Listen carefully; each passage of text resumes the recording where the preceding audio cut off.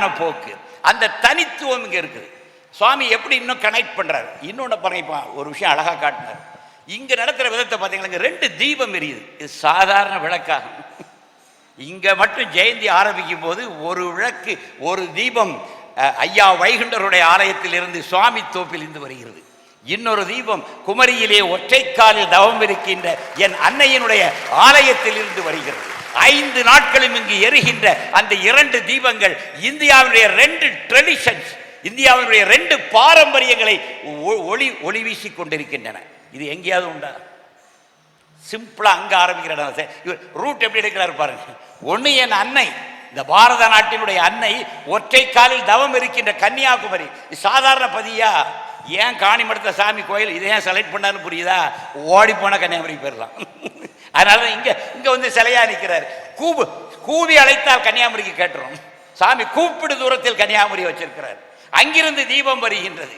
காணிமடம் ஒன்னு புரிஞ்சுங்க, father alone exist. சாமி இங்கிலீஷில் பேசினாரு, வைகுண்டர் தமிழில் பேசினாரு. உபனிஷத் சான்ஸ்கிரிட்டில் பேசியிருக்க, அவ்வளோதான். எனக்கு இந்த 3 ஒன்று தான். ஈசோபனிஷத்தும் ஐயா வைகுண்டரும் நம்முடைய யோகிராம் சுரத்குமார் சாமியும் ஒன்று என்னை பொறுத்தவரை. ஃபாதர் அலோன் எக்ஸிஸ்ட், என் தந்தை ஒருவரே இருக்கிறார், ஐயா உண்டு. அதனுடைய இங்கிலீஷுங்க. ஐயா உண்டுங்கிறதுடைய டிரான்ஸ்லேஷன் என்னது? Father alone exist. உபனிஷத் சொல்லுது, ஈசா வாசியம் இதம் சர்வம். இந்த உலகத்தில் ஈசன் ஒருவனே இருக்கின்றான், எல்லாவற்றுக்குள்ளும் ஈசன் உரைகிற. ஈசா வாசியம் இதம் சர்வம். சர்வங்கிற வார்த்தை கிரேட் வார்த்தை. உயிர் உள்ளது, உயிரற்றது, மலை, செடி, கொடி எல்லாத்திலையும் ஈசன் தான் உரைகின்றான் என்று உபனிஷத் சொல்லிச்சு வேத காலத்தில். அதான் ஈசோபனிஷத். அப்போ வைகுண்டருடைய வாக்கு ஈசோபனிஷத், என் யோகியினுடைய வாக்கு, இந்த 3 ஒன்று. இதை எஸ்டாப்ளிஷ் பண்றதுக்கு சாமி எஸ்டாப்ளிஷ் பண்ண இடம் தான் நம்முடைய காணிமடம். இந்த ஹிஸ்டரி நமக்கு புரியும். இது ஒரு பெரிய டிவைன் பிளான்ங்க. இது சாதாரண மனித நிலையில் குறுகிய மனங்களால் இதை புரிந்து கொள்ள முடியாது. அகண்ட மனங்களால் சத்தியத்தை தேடுகின்ற அப்படிப்பட்ட ஆட்கள் தான் அந்த சத்தியத்தினுடைய ஆவேசம், அந்த சத்தியத்தினுடைய அக்னி எவன் நெஞ்சிலே சுடர்கின்றதோ அவனால் மட்டுமே அறியப்படுகின்ற ஒரு ஆன்மீக உண்மை. உள்ளத்தில் உண்மை ஒளி உண்டாயின் வாக்கினிலே ஒளி உண்டாகும் என்று சொன்னவன் என் பாரதி. உள்ளத்தில் உண்மை ஒளி உண்டாயின் வாக்கினிலே ஒளி உண்டாகும் என்று சொன்னவன் பாரதி. அப்படிப்பட்ட நாக்கும் அப்படிப்பட்ட நோக்கும் யாருக்கு இருக்கிறதோ அவனால் மட்டுமே இதை புரிந்து கொள்ள முடியும், இந்த ரகசியத்தை. இது காணிமடத்தினுடைய மகாத்மியம். ஐயா வைகுண்டருடைய ட்ரெடிஷன்ல தான் பகவான் யோகிராம் சுரத்குமார் வராரு. ஐயா வைகுண்டர் ஈசோபனிஷத்தினுடைய ட்ரெடிஷன்லேருந்து வர ஒரு கிரேட் ரூட். இந்த ரூட் இன்னைக்கு நேற்று வந்ததில்லை. இது வேத காலத்தில் துவங்கி ஐயா வைகுண்டர் காலத்தில் இது தமிழில் ஒலித்து பகவான் யோகிராம் சுரத்குமார் காலத்தில் ஆங்கிலத்தில் ஒலித்திருக்கிறது. ஒரே குரல் தான்.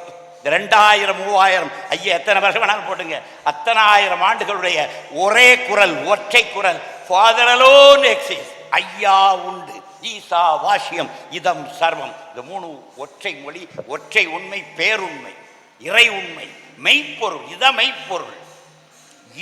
இதை வெளிப்படுத்துகிற, இதை புலப்படுத்துகிற இடம் காணிமடம். இதுதான் காணிமடத்தினுடைய மகாத்மியம். இதை புரிஞ்சுக்கணும். அடுத்த விஷயத்துக்கு வருவோம். இவர் ஆண்டி வேடம் போடுகிறார், தலப்பாக்கட்டுறார், குச்சி வச்சிருக்கிறார், தாடி வச்சிருக்கிறார். இது பகவானுக்கு தெரியாதா? இந்த வேடம் பகவான் கொடுத்தது. ஆண்டி வேடம் பூண்டவா அண்ணா, இது பகவான் கொடுத்த வேடம். இது தெய்வீகம். குறிப்பாக வைகுண்டர் வெளியில் வந்தவங்களுக்கு தெரியும். வைகுண்டர்ல நம்ம இடத்துக்கு தர்மம் எடுக்க வருவாங்க. எப்படி வருவாங்க? தலப்பா கட்டி, தாடி வளர்த்து, கையில பெரம்பு எடுத்துட்டு, சொரைக்காய் கூட எடுத்துட்டு தானே வருவாங்க. அவங்களுக்கு தானே நம்ம காணிக்க போடுவோம். இன்றைக்கு நம்ம கிராமங்களில் வந்துட்டு இருக்காங்க. இந்த ஆண்டி கோலம் என்பது ஆன்மீகத்தின் வடிவம். அதனால்தான் பெகர் பெகர், பிச்சைக்காரன் பிச்சைக்காரன் என்று சொன்னவர் யோகிராம் சுரத்குமார். சிவபெருமானுக்கு பிச்சாடனார் கோலம் என்கின்ற மூர்த்தமே உண்டு. சிவபெருமான் பிச்சாடனார், பிச்சைக்காரராக அவர் ஒரு திருவிழாவே நடக்க அவருக்கு பிச்சாடனாராக. இதெல்லாம் ஒரு எண்ணெய். அதனால இதை நீங்க புரிஞ்சுக்க முடியாது. இது பகவான் இவருக்கு தந்திருக்கிற ரூட், பகவான் இவருக்கு தந்திருக்கிற வடிவம். இதை யாரும் கேள்வி கேட்க முடியாது. கேள்வி கேட்டால் எங்களுக்கு ஒன்றும் வருத்தம் இல்லை. இவர்கள் அறியாமல் செய்கிறார்கள், பிதாவை இவர்களை மன்னியும்னு நாசரேத் பைபிள் 2 வார்த்தை சொல்லிட்டு போயிடுவேன், அவ்வளோதான். இவர்கள் அறியாமல் செய்கிறார்கள், பிதாவை இவர்களை மன்னியும் சொல்லிட்டு கடந்து போய்கிட்டே இருப்பேன்.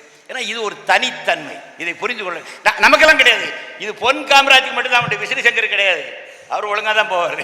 அவரு கூட ரூட் வேற. பகவான் வந்து மிக அழகாக சேனலைஸ் பண்ணியிருக்காரு. காணி மடத்துக்கு இந்த யூனிக்னஸை கொடுத்துருக்காரு. 1000 சொல்லுங்க. நான் எங்கள் வீட்டில் போய் என்னை சுற்றி போட, அப்பா கொஞ்சம் இதை சுற்றி போடுங்க. 40 வருஷம் கழிச்சு இந்த மனுஷனுக்கு குரல் கீழே விழுதா? இன்னைக்கு பாடினாலும் எப்படி இருக்கு? ஒரு 80களில் பாடின அந்த குரல், இவருடைய நாவில் யோகி இருக்கிறார். இந்த இது வருமாங்க இத்தனை வயசுக்கு அப்புறம் அதே பாட்டு மறக்க முடியுமான்னு சொன்னார்னா கண்ணீர் புழு புழு நமக்குலாம் வருதுல்ல. உன்னை மறக்க முடியுமா பாட்டு தூத்துக்குடியில் பாடினாங்க. இது எக்கோல தான் இல்லை, தூத்துக்குடிலாம் அழகாக இருந்துச்சு சார். சாதாரண மைக்கில் பாடும்போது நல்லா இருக்கு. நண்பர்கள் தப்பாக நினைக்கக்கூடாது. சாதாரண மைக்கில் சாதாரணமாக எங்கள் காமராஜ் சாமி பாடினா அப்படி கண்ணீர் அப்படி நமக்கு விழுது. அப்படி அன்னைக்கு பாடினார். இப்போ அப்போ அந்த குரல் வளம் இன்றைக்கும் சுவாமி நாக்கில் நிற்கிறார்ல சார். 70-75 வயசிலும் அந்த குரல், அன்று பாடி அதே குரல், அதே தொனியோடு, அதே கம்பீரத்தோடு, அதே காம்பீரியத்தோடு இன்றைக்கும் ஒலிக்கிறது. இது பகவான் கொடுத்த வரம். இதுதான் யூனிக்னஸ் ஆஃப் பாணிமரம்.